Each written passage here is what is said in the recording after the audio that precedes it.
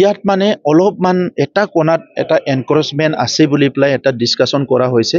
এইখিনি আইডেণ্টিফাই কৰিছে আমাৰ ডিপাৰ্টমেণ্টে। তো তাত বিভিন্ন মানুহ নতুন মানুহ সদায় আহি থাকে, কৰবাত কোনোবাই ইনষ্টিগেট কৰে, কিবা কৰে, এই গোটেই ফৰেষ্টটো এটা নাটক কৰি পেলাইছে। তো সেইকাৰণে আমি সেইটো চাই আছোঁ যাতে কোনো অসুবিধা নোহোৱাকৈ এইটো সোনকালে কামটো হৈ যায় আৰু একদম ফিউচাৰৰ কাৰণে সেইটো পাৰ্মানেণ্ট হৈ যায়। যিসকল স্যাৰ বেদখলকাৰী তেখেতসকল যেতিয়া বনকৰ্মী এটাত বাধা দিবলৈ যায়, কিন্তু তেখেতসকলে এগৰাকী ইএমৰ নাম কৈ আচলতে অভিযোগ কৰাৰ কথা উল্লেখ কৰিছে। চাওক, তেখেতসকলক বহুতকে কি কৰে, কোনোবাই ইনষ্টিগেট কৰে। আৰু আপোনালোকে দেখিছে যোৱাবাৰ যদি আপোনাৰ চায় যে পাৰ্লিয়ামেণ্ট ইলেকশ্যনৰ সময়ত তাতে নতুন নতুন মানুহ ফৰেষ্টত বহিবলৈ কৈছে। তো যেতিয়া তাতে ফৰেষ্টে বাধা দিছে তেতিয়া সেইটো পলিটিকেলাইজ কৰিছে যে UPPLৰ মানুহবিলাকে ঘৰ ভাঙিছে, কিবা ভাঙিছে, তেনেকুৱা।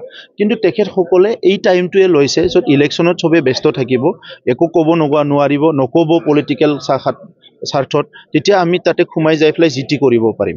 এতিয়া আপোনালোকে সৰলপাৰা উল্টাপানী ফালে যাই পেলাই আপোনালোকেতো সকলো কোকৰাঝাৰৰ সাংবাদিকসকলে জানে তাতে মাটি কাৰ আছেনো। তাতেতো বহুত ডাঙৰ ডাঙৰ মানুহৰ মাটি আছে।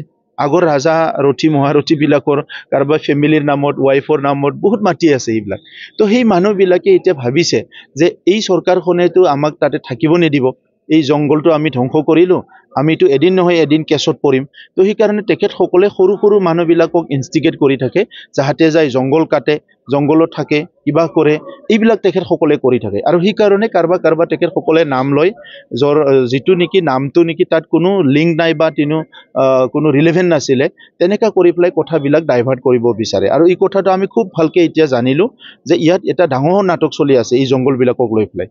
গতিকে আমাৰ যিটো মিছন আৰু ভিজন এইটো ক্লিয়াৰ। সেইকাৰণে আপোনালোকে পৰৱৰ্তী সময়ত দেখা পাব যে আমি কেনেকৈ সেই অঞ্চলবিলাকত কাম কৰিম।